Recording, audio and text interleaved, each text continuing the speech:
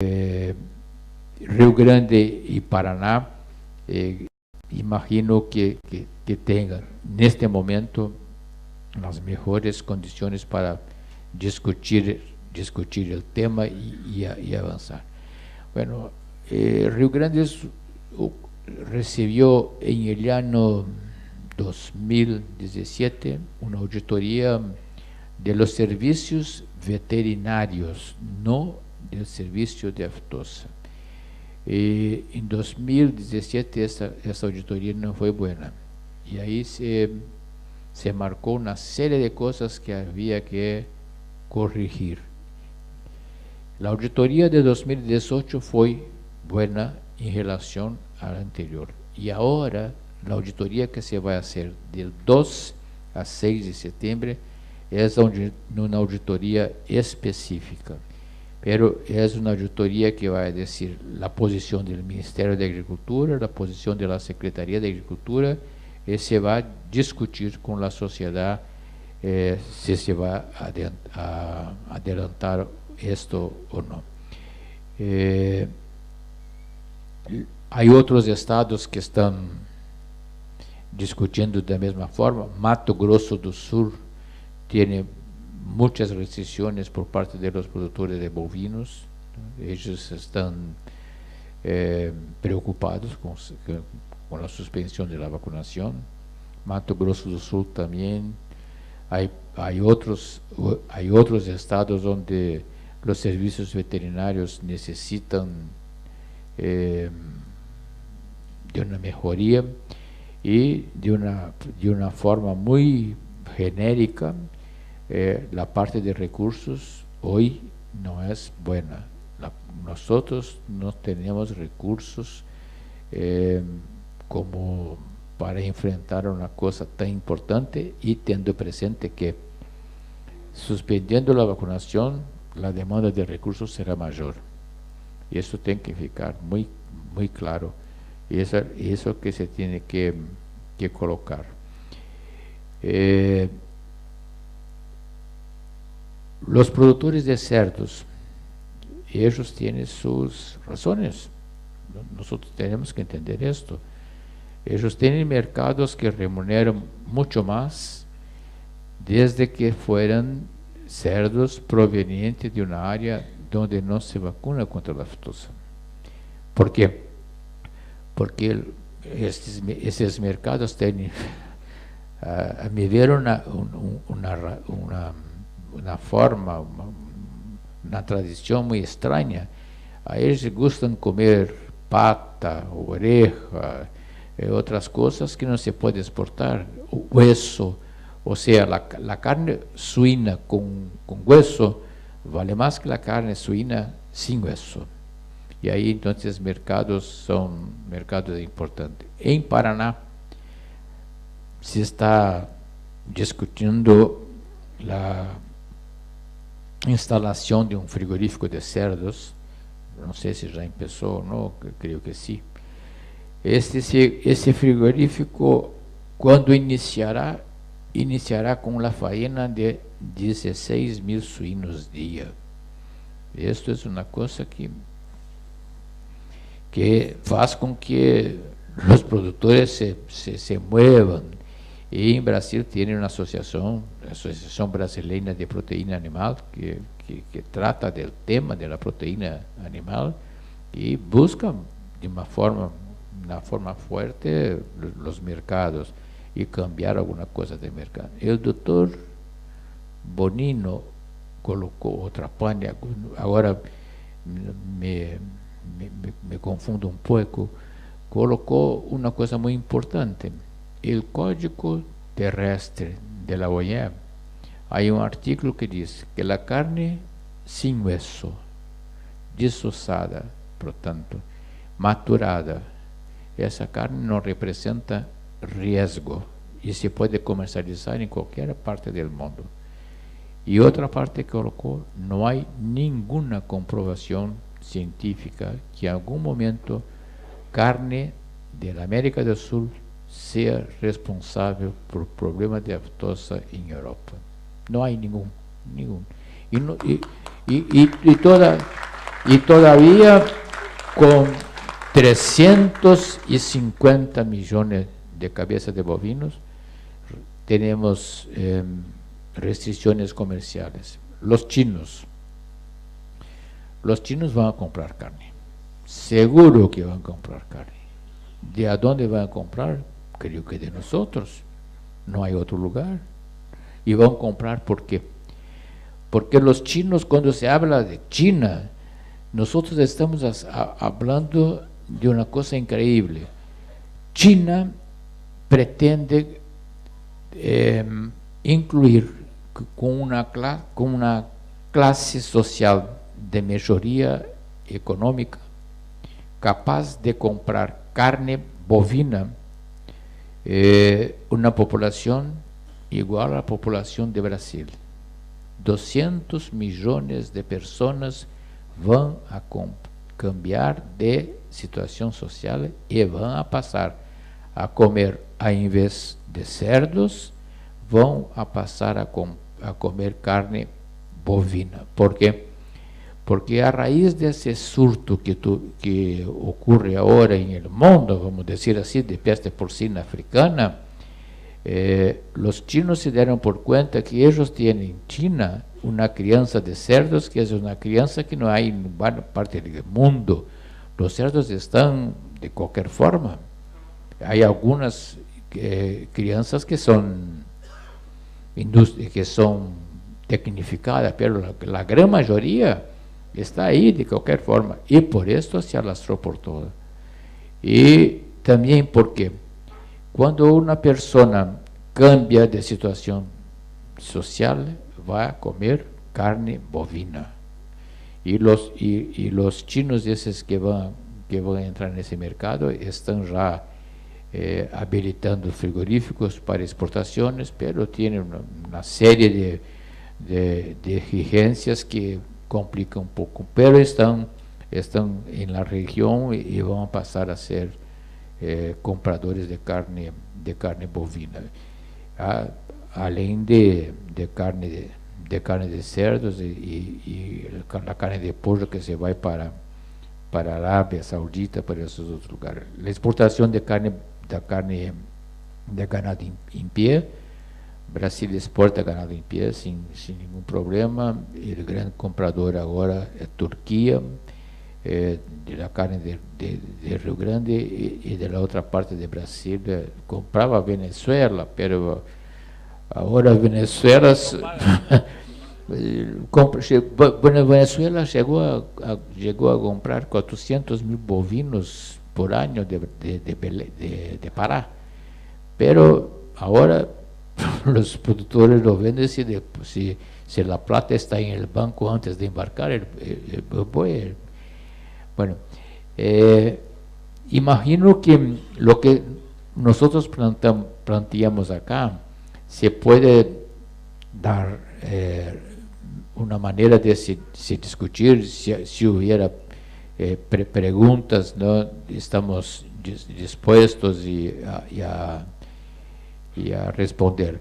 Y dejar claro que en el Brasil, ¿no?, el tema del saque de vacuna es un tema que fue planteado por el Ministerio de Agricultura con un plan, y este plan se está desarrollando y se está en cada momento, cuando surgen las oportunidades, se está adecuando a las situaciones. Y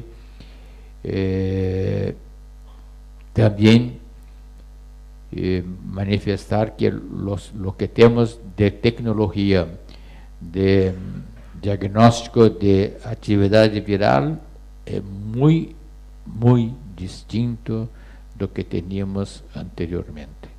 Ahora nos tenemos condiciones de fato comprobar que no hay actividad viral, o si hay actividad viral. Y la vacuna, una vez levantada, es importante que nosotros tenemos presente que necesitaremos de un banco de vacuna. Y para finalizar, Brasil sacó el virus C, y hoy tenemos el virus O y el virus A. y la vacuna que era de 5 ml ahora es de 2 ml, porque esto fue necesario en determinado momento. Muchas gracias, disculpe por el portuñol.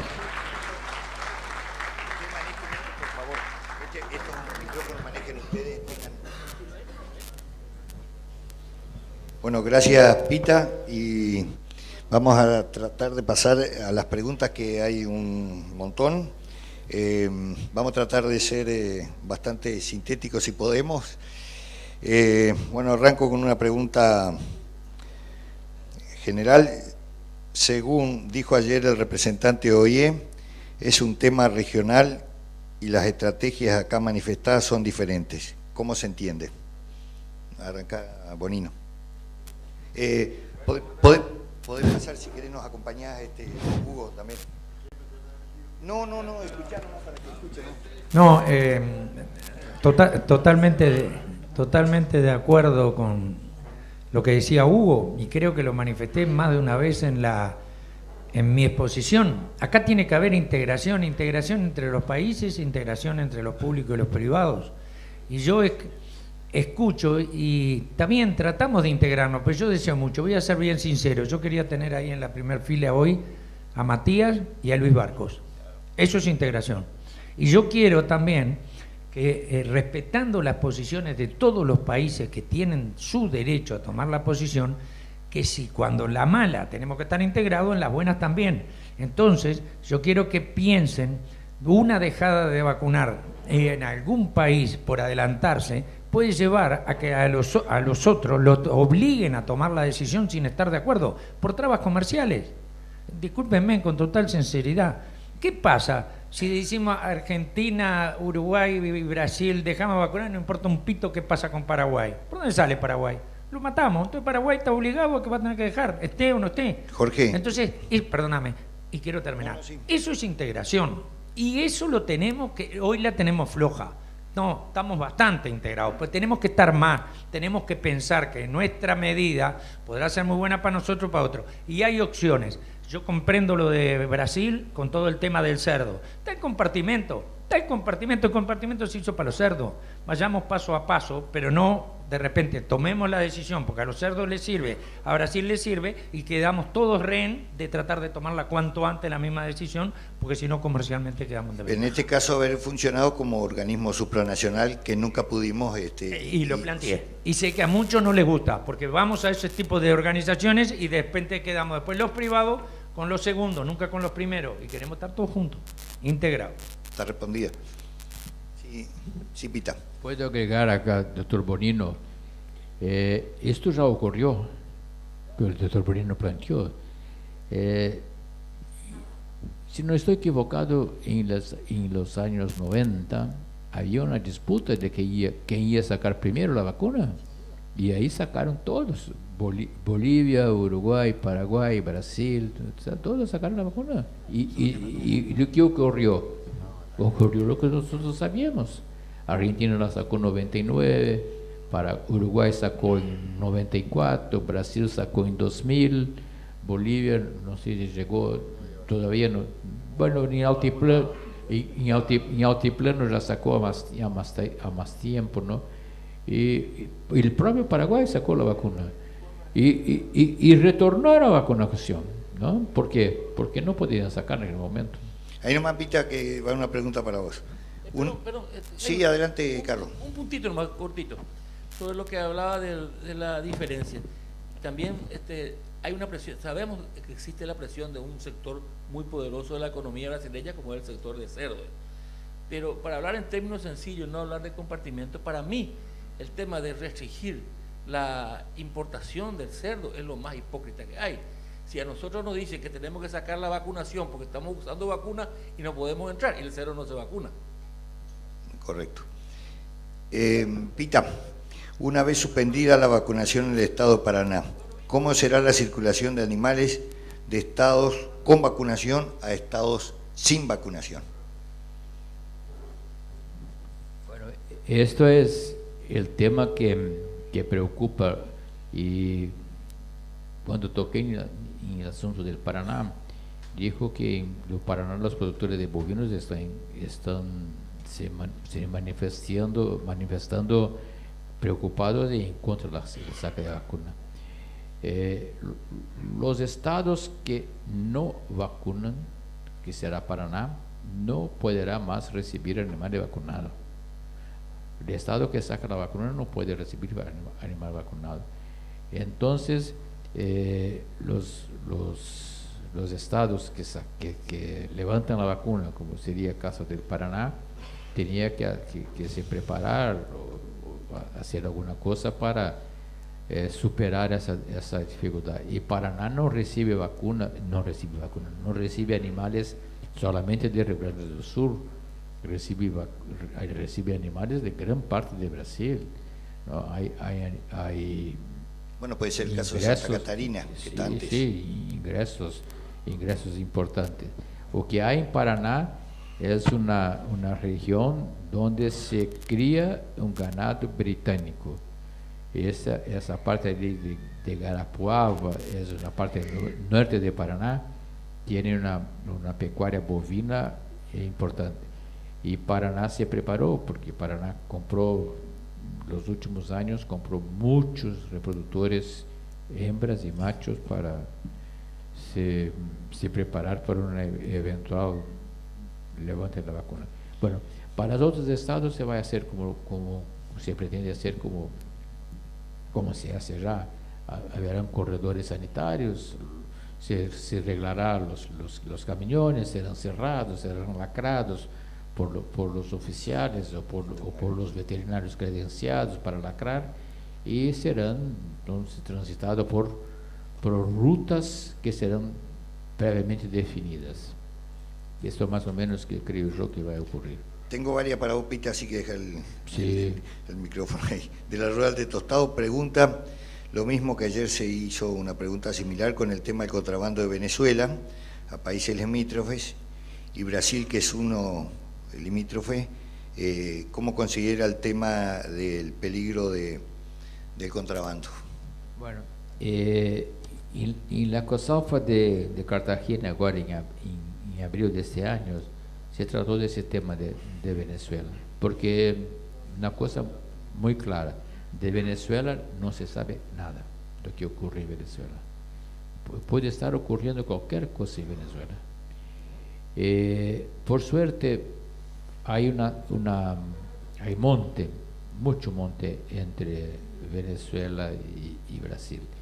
No hay tradición de ganado de tránsito, pero el problema de Venezuela es lo que representó para Colombia.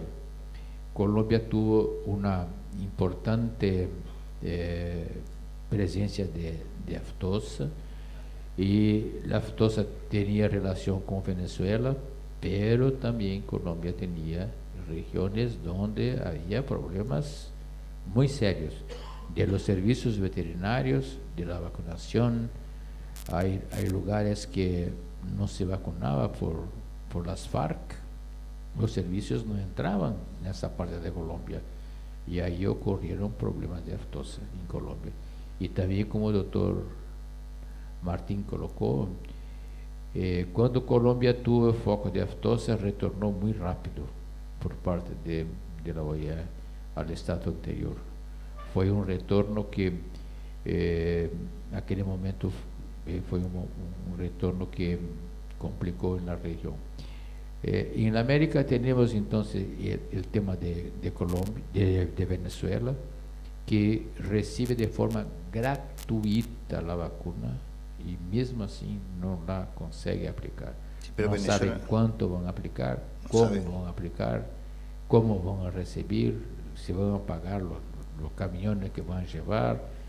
Bueno, y Colombia, ya colocado varias veces, hay una diferencia de estoque bovino muy grande. O sea, ese estoque bovino no se puede dirigir todo al contrabando de Venezuela.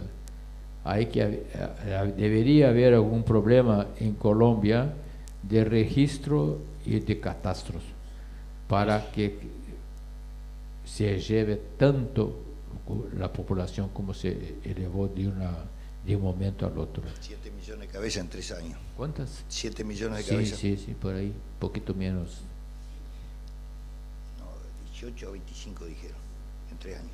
Pero bueno, no importa. Otra, Pita, ¿qué nos puede contar con el Estado de Río Grande do Sur que dicen, o si es cierto que en noviembre colocarían la última vacunación, o es lo que usted estaba diciendo que se está en evaluación? Rio Grande do Sur,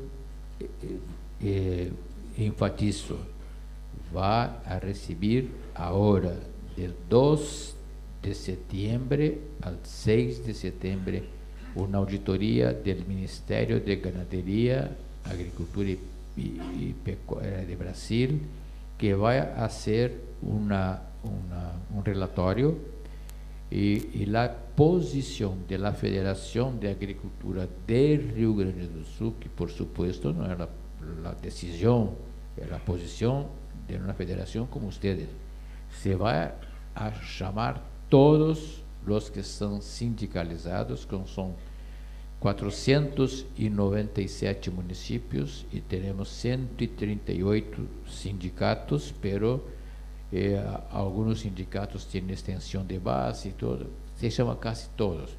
Ellos van a tomar una decisión colegiada, no será una decisión de la presidencia de la federación, será una decisión colegiada. Correcto. Otra, un poco larga, pero vamos a sintetizar, que habla sobre el fortalecimiento de los programas regionales dentro de la COSALFA para seguir vacunando y de mejor manera, evitar también politizar estos organismos y construir como bloque. Santa Catarina, como dijimos, deja de vacunar, Paraná deja de vacunar, y la pregunta dice, ¿a dónde está la posición como bloque para proteger la región? La que quiera la contesta.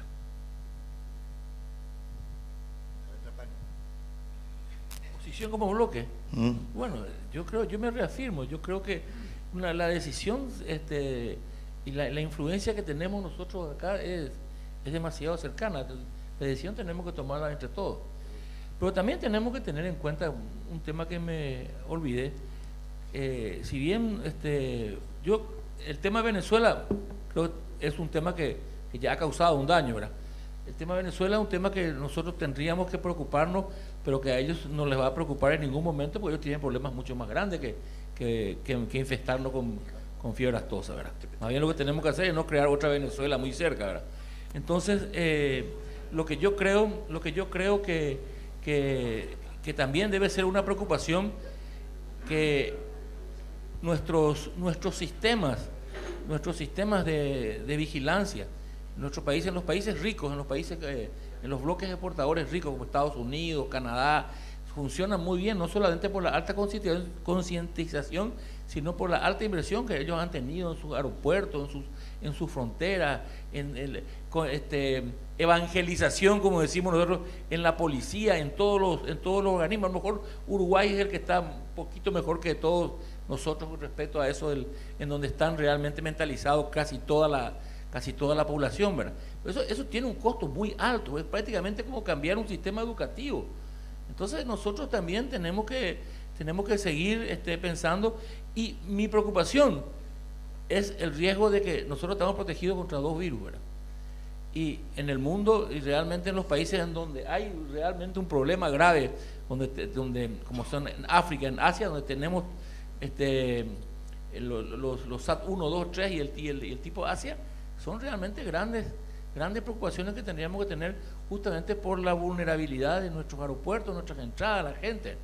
Entonces, porque yo creo que, y por los antecedentes que hay en el mundo, es el humano el que más ha hecho problemas y el que más ha transportado la fiebre aftosa. Me dicen que en Buenos Aires hoy hay 150.000 venezolanos, ¿verdad? Todo eso son cosas que tenemos que tener realmente en cuenta para tomar una posición regional. No, al contrario. Habría que recibirlos, y pues, lo que nos tenemos que crear es otra Venezuela, como dije. No.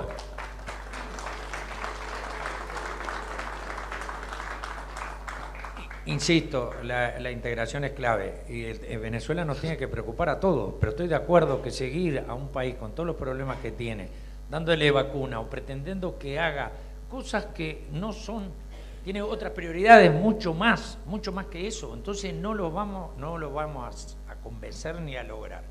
Pienso, y siempre, por lo menos a donde llego, la he tirado a los expertos y a los que saben, que ahí, porque sí me preocupa qué pasa con Brasil y demás, capaz que hay que buscar algo como una zona de alta vigilancia, que sea así manejada por todos los de acá, y que ahí aportemos, porque eso lo manejamos nosotros, y los aislamos un poco, y después, en la medida que se pueda, se trabajará dentro, pero sí protegernos de algo que es vulnerable. Y quiero remarcar, es clave lo que se ha repetido acá, hay productos que está demostrado que no tienen nada de riesgo, vacunen o no vacunen, ¿tá? Y eso es donde tenemos que insistir y a eso apuntar, en vez de seguir de repente con ciertos estudios que ya los tenemos recontrasabidos, apuntemos a eso, a demostrarle al mundo lo que nosotros sabemos, que se sabe de que la carne, por ejemplo, con todo lo que hacemos, la carne sin hueso no tiene ningún tipo de riesgo y eso nos permite vacunar el cerdo, el no cerdo y todo lo que venga. Y claro, y otra cosa que les quiero decir, en la última reunión de hoy, Hugo, recordarás, el tema de la peste porcina africana, dentro de los planteos que se hicieron, era exhortar a los investigadores que estaban muy cerca a tener una vacuna, nosotros la tenemos. Segundo punto, a tener algo para que la carne no sea riesgo, alguna aplicación, el láser, hablar, no sé, tratamiento, etcétera, etcétera, y se pudiera aportar. Nosotros lo tenemos demostrado. Tercero, no rifle sanitario. Totalmente de acuerdo, porque después que uno ve lo que es hambre en África, no tiene una proteína y menos una proteína de un animal afectado o sospechoso de aftosa. Entonces, todo lo que estamos pidiendo, todo lo que sabemos, todo lo que tenemos, no, pero aparece el problema en otro lado y aplicamos lo que ya estamos haciendo. Creo que tenemos que ser claros. Para Paraguay, Carlos, esta pregunta está referida a la RB 51. Si nos podrías ampliar un poquito, ¿qué beneficios tiene? Y sus inconvenientes también. Bueno, me dispararon. Bueno, la RB51 es una vacuna que está recomendada y creo que es muy utilizada ya en otros países. Nosotros lo estamos utilizando por primera vez. Sobre todo porque no deja efectos en los animales mayores, vacunados, ¿verdad? Que sirven para poder hacer después los estudios serológicos. La ventaja que en realidad cuando se decidió utilizar las dos vacunas, había una posición clara de mucha gente de que habría que tratar de hacer la erradicación o el programa de erradicación de la brucelosis con un solo biológico, ¿verdad? Pero hubieron ya factores en donde el productor ya estaba acostumbrado a la cepa 19 en el primer periodo de vacunación, donde se vacunan todos los terneros, todas las terneras, no existe ningún inconveniente, pero sí por recomendación de la consultoría que se hizo, era de que no era suficiente hacer una sola vacunación, que necesitábamos una revacunación. Para hacer una revacunación no la podíamos hacer con la cepa 19 porque ya la tomaríamos en otra data a esa ternera. Yo, sinceramente, en mi opinión, y acá justamente está el doctor Ido Ya, que en ese momento era, creo que el presidente, cuando hablamos de eso, entonces no le voy a pasar la pelota a él, pero le voy a recordar lo que yo le dije. Está bien, correcto, bueno, en algún momento tenemos que hacerlo con una sola vacuna. Correcto. Otra pregunta para Paraguay y para vos. Si consideramos que su stock vacuno es de 13.7 millones, con un costo de $0.90 de la vacuna, ¿cómo financian las campañas con una Fundasa que tiene 3.716 personas y en la campaña de 12.300.000 y bueno, le vuelvo a repetir las 3.716? El costo, sí, perfecto, ¿no? El presupuesto de la Fundasa está aproximadamente entre 10 y 11 millones de dólares actual. Llegó a ser 20 cuando teníamos los 3 periodos de vacunación, porque la relación es directa en la cantidad de animales vacunados, porque lo que cobra la Fundasa es la certificación. Y también en un momento dado, sobre todo cuando en mi presidencia, nosotros monopolizamos el tema de la vacuna para tener un mejor control del biológico, y también teníamos algún plus con el precio de la vacuna por la manipulación de la vacuna y asegurarnos que esa vacuna le llegue al productor. Hubo algunos problemas, algunas protestas, bueno, y yo en desacuerdo, justamente fue uno de los motivos por el que me fui.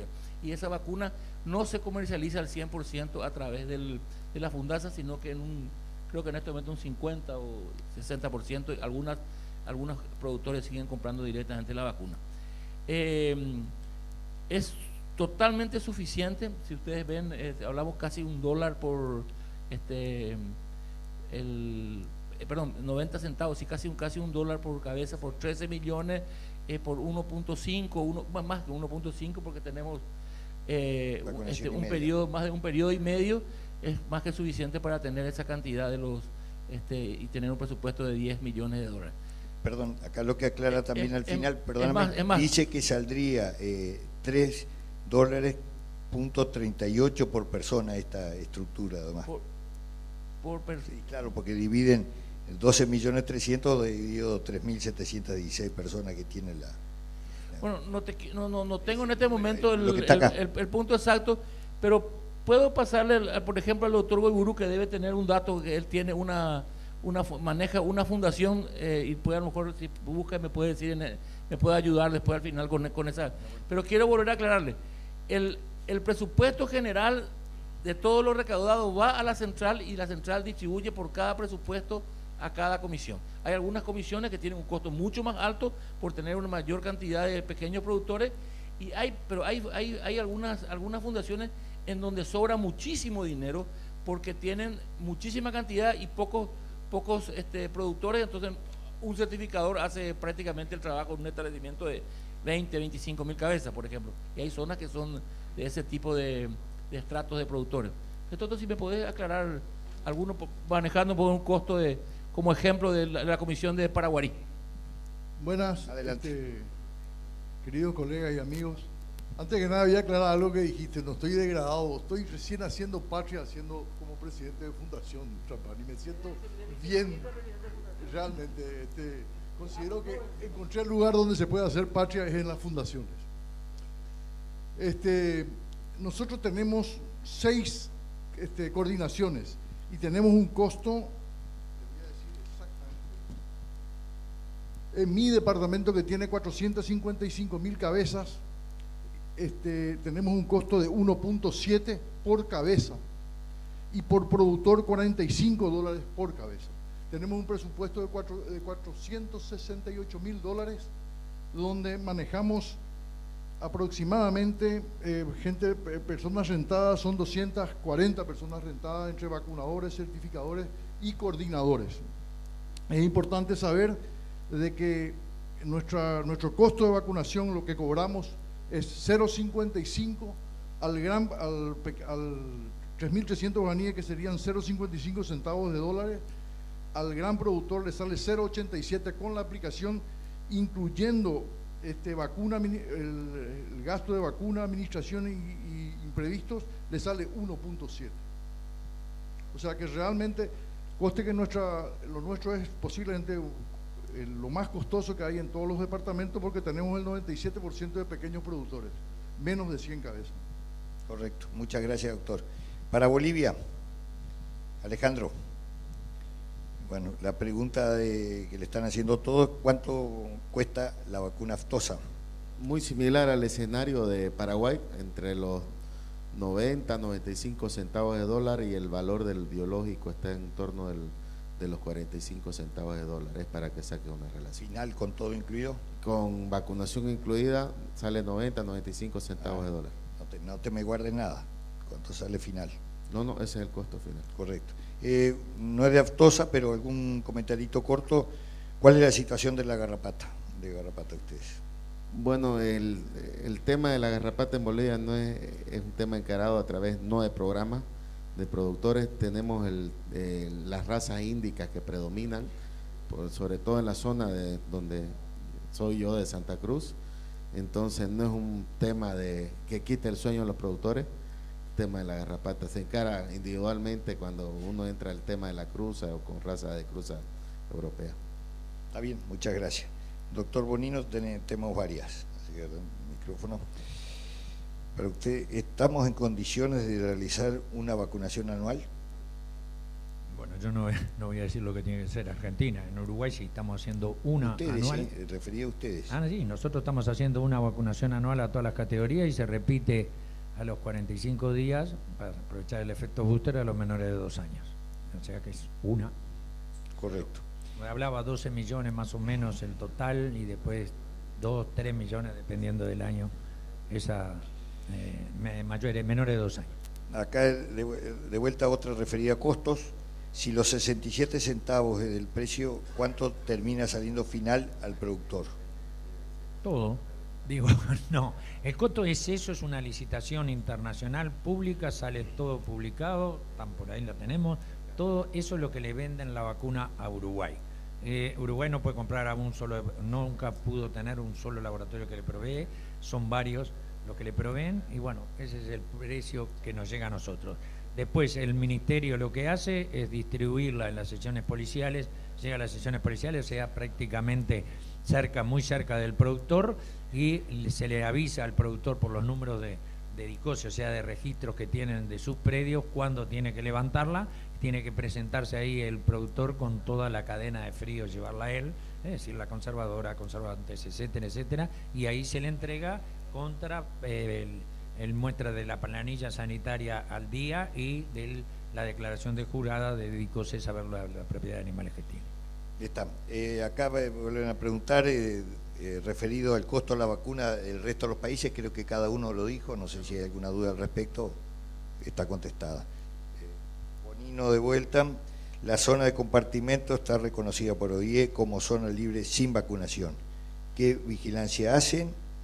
Y después, ¿qué barreras internas realizan para mantener esta zona? Sí, la zona de el compartimento es una figura que aparece allá en la OIE por el 2002-2003 y fue cuando empieza en el mundo la influencia aviar y había que de alguna manera ver cómo no se interfería en la parte comercial. Yo creo que fue un gran adelanto de los científicos de la OIE esta figura, que después fue trasladada también a la otra punta de la cadena, por decirlo de alguna manera, que era en los países de África con muy escasos recursos humanos y recursos económicos para que pudieran comercializar sus productos porcinos. Uruguay, un poco lo hablábamos recién acá con el amigo Trapani, Uruguay, a pesar de no vacunar los ovinos desde 1988, más todo lo que demostramos, todo lo que decimos, nos impedían ingresar, y el último argumento que nos dieron en una gestión que llevó mucho tiempo era el hecho de que vivían con los bovinos que eran vacunados. Entonces se hizo toda una figura sanitaria que concretamente, basado en la trazabilidad específica para esos ovinos, ingresan a un predio con medidas de alta bioseguridad donde se controlan por un mínimo de 40 días y a partir de ahí, si no hay ningún insuceso, esto puede ser exportado, y Estados Unidos lo avaló y lo reconoció. Primero la OIE hizo el conocimiento del tema. La OIE no impone nada, pero sí puede promocionar. La OIE, ustedes saben que no termina, todos los capítulos terminan que son acuerdos entre las administraciones, dicta normas y reglas que normalmente todos las seguimos. Y entonces lo único que se hace concretamente son animales de carne, en este caso, que es la producción que más nos interesa, son corderos, animales jóvenes, a los cuales todos se identifican con doble caravana, igual que la identificación o la trazabilidad que tenemos en el bovino. Todos en ese momento se hace extracción de sangre uno por uno y todo eso es chequeado por el laboratorio oficial. Y acá es una asociación público-privada, se trabaja un veterinario responsable y el productor con el servicio oficial, que es quien termina certificando. Y después toda una serie de medidas de alta bioseguridad que impiden tanto la presencia como permanencias de personas dentro de ese lugar. No sé, no me gusta compararlo, pero es tipo un encierre, un corral, algo por el estilo, podría ser la figura. Nos ha servido muchísimo desde el punto de vista no solo de esto, sino también en su uso en campañas sanitarias, y pensamos que el día que aparezcan otras barreras en la región, vamos a tener esa zona con el gran objetivo, como lo decimos, que algún día el Uruguay sea todo un compartimento.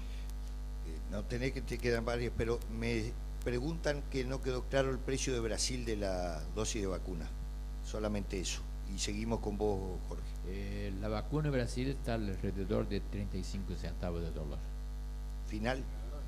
Sí, el aplicada. biológico, solamente el biológico, ¿no? Correcto. Y el productor la compra y la aplica él. Listo, ¿está claro?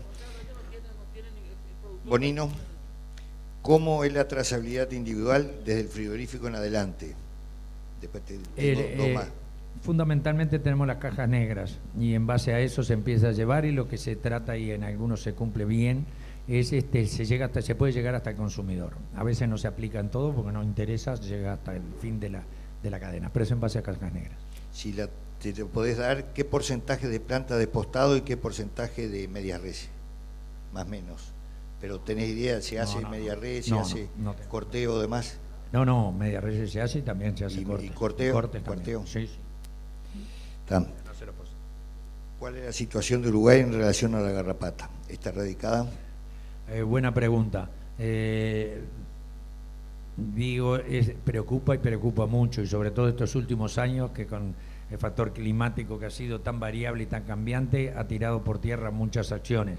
Evidentemente que es una enfermedad que está bajo control, que nos preocupa, pero nos preocupa si más que por la pérdida productiva que puede haber si no termina en una contaminación o una complicación de anaplasmosis o babesiosis, que ahí ya no se va a los animales.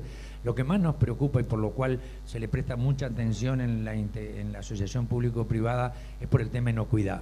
Es decir, por el mal uso o el uso indiscriminado a veces de los productos para tratarlos. Y entonces en eso es donde es el foco grande, por lo cual nos preocupa muchísimo la garrapata, es por la consecuencia de inocuidad que podemos tener. Tuvimos algún llamadito de atención ahí con algún producto mal utilizado.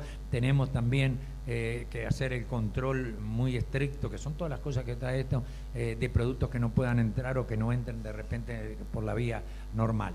Entonces se está trabajando en conjunto, públicos y privados, tratando de darle la responsabilidad que debe tener el productor y también el veterinario particular acreditado que trabajan en esos predios, y también, sin lugar a duda, las normas y medidas que tiene que llevar adelante controlando, certificando y generando información los servicios oficiales. Déjame que enganche una pregunta que viene en relación a eso. Uruguay es un país sin residuos. Por ahí usted, ¿cómo logran este atributo debiendo usar garrapaticidas o ivermectinas contra parásitos externos e internos? Vuelvo a repetir, hoy en el Uruguay se está trabajando muchísimo en el tema de inocuidad. Es decir, siempre preocupó y ahora preocupa más. En un momento se habló del Never Ever, y todo eso son producciones que gracias a la trazabilidad individual que tenemos podemos hacer y garantizar que la misma no han sido usados cierto tipo de productos, no solo cumpliendo los tiempos de espera, sino que a veces nunca. Depende, como todo. Nosotros, todos estos que son requisitos o que son normas, somos muy afines a las mismas si vemos que tienen un retorno económico rápido. Es decir, que la relación costo-beneficio sí acá es clave y es importantísima. Entonces, por ejemplo, a nivel de compartimento es muy riguroso los medicamentos que podemos usar. Darles un ejemplo, le digo porque estamos bien arriba del tema. El Closantel en un ovino no lo usamos. ¿Por qué? Porque en Estados Unidos no está aprobado. No está aprobado, no es que esté prohibido. No está aprobado, entonces el Closantel no va. Cumplimos los periodos de espera fundamentales. Está mi amigo el doctor Amorín, con el que compartimos en la rural todos los temas sanitarios, y en la última CONASA se nos explicó y se nos dio mucha información de algo que obviamente conocíamos, que todo un programa que hay en el tema de inocuidad. El Ministerio ha destinado personal y recursos económicos para hacer eso, y entonces podemos saber hoy exactamente cuáles son los productos que se están usando mal y están dando inocuidad para poder certificar. Somos un país agroexportador, somos un país chico que por volumen no le vamos a ganar a nadie, pero sí tenemos que ganarle fundamentalmente con la calidad y dándole valor agregado a lo que el mundo demanda. Bolivia, ya lo escuchamos algunas cosas. ¿Cómo garantizamos los movimientos, Bolivia, ¿no? ¿Cómo garantizamos los movimientos de ganado dentro de un país teniendo dos estatus? esos que están libres ahora, los que dejaron de vacunar y los que están vacunados? Ya, la zona norte, que es el departamento de Pando, como le decía, fronterizo con el Acre, Amazonía boliviana, realmente no recibe un flujo de comercial de ganado. De hecho, mostraban las cifras ahí cuando se presentó el dossier. Creo que el año 2016 fueron 4 cabezas animales que fueron para allá. Entonces no es una zona que está integrada a un circuito comercial ganadero con el resto del país, es bastante lejano. Para que tengan idea más o menos del departamento de Santa Cruz, de la capital a la capital de Pando, son 1.500, 1.600 kilómetros. Entonces no hay... En la distancia, correcto. Quedan dos preguntitas. ¿Por qué si la vacuna es oleosa, algunos la colocan en algunos países, me refiero a algunos planes, intramuscular y otros subcutánea? Creo que Uruguay es así. ¿Y cuál sería lo correcto o cuál sería lo mejor? Esto está un poco referido a hay lugares que se quejan por abscesos o lo demás.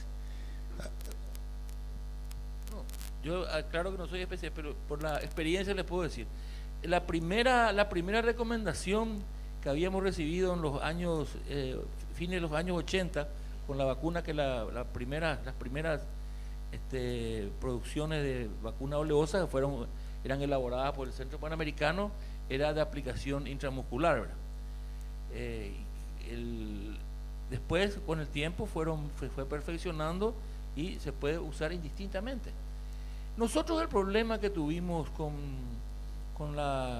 hoy con los 12C, más con las nuevas técnicas que tienen los productores de vacunas, prácticamente en estos últimos tiempos no existió acceso. Sí tuvimos problemas con una vacuna en especial que tenía aparentemente mucha saponina. Entonces con esa vacuna tuvimos acceso que en los frigoríficos hubieron comisos importantes. Creo que tenía algo que ver, era poder realmente equilibrar bien la pureza de la vacuna con la potencia. Entonces como estaba permitido el uso de la saponina, utilizaban algunos laboratorios para darle mayor potencia y tratar de mantener la pureza. Yo creo que por lo menos, y voy a hacer una propaganda, yo uso vacuna argentina hace mucho tiempo, inclusive con la 5cc, y yo nunca tuve problemas de acceso. Pues es un tema muy personal, una experiencia.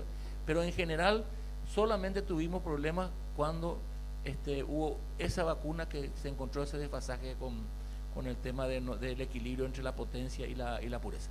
Hoy prácticamente con el 12C no tenemos casi denuncias de absceso. Correcto. La última, y para que quede un poquito claro la pregunta, está referida en cada país, ¿quién es el que aplica la vacuna? En el Uruguay el propio productor. ¿El productor es el responsable o el que le indique? Pero es el productor. Paraguay, Fundasa, el ente. Brasil. Brasil, los productores compran la vacuna y la aplican ellos mismos. Hay pequeños lugares donde el Estado la aplica, el asentamiento, área indígena, alguna cosa así, pero la gran mayoría, casi la totalidad, el productor que está encargado de esto.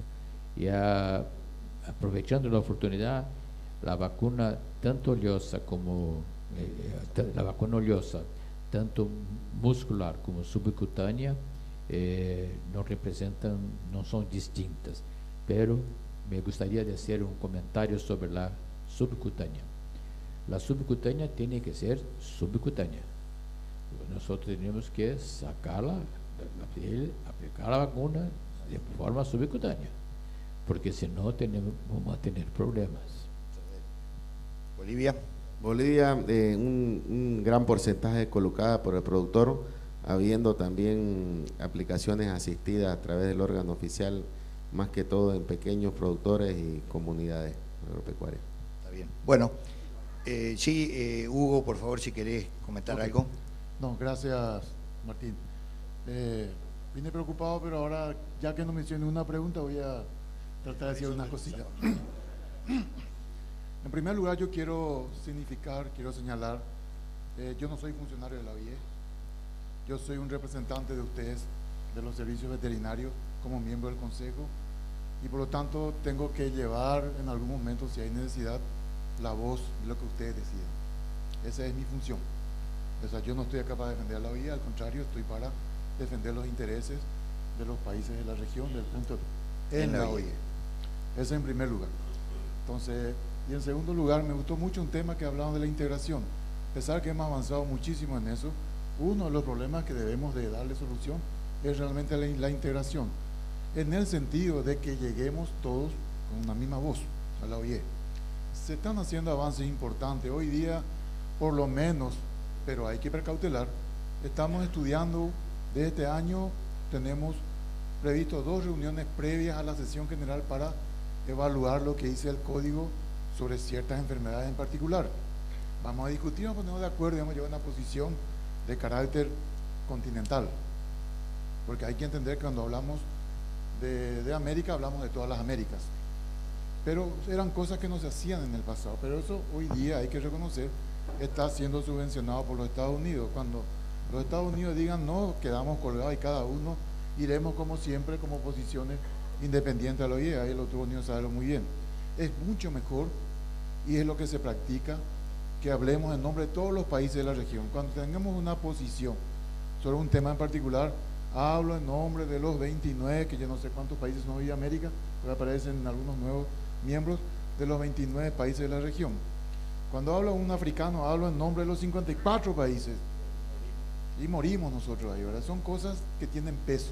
Por eso el tema de integración yo creo que es un tema que hay que madurar aún mejor, y en este tema en particular hacer que los servicios veterinarios nos pongamos de acuerdo sobre temas especiales, sobre temas específicos, temas de interés.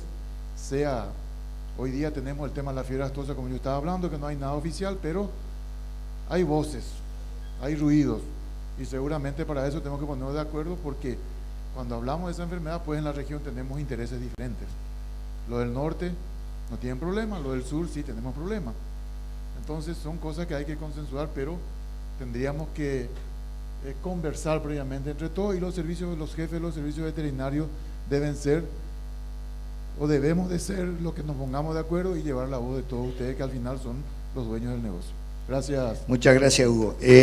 Si me permiten, para ir redondeando, dejar claro que los que nos acompañan acá están por los privados.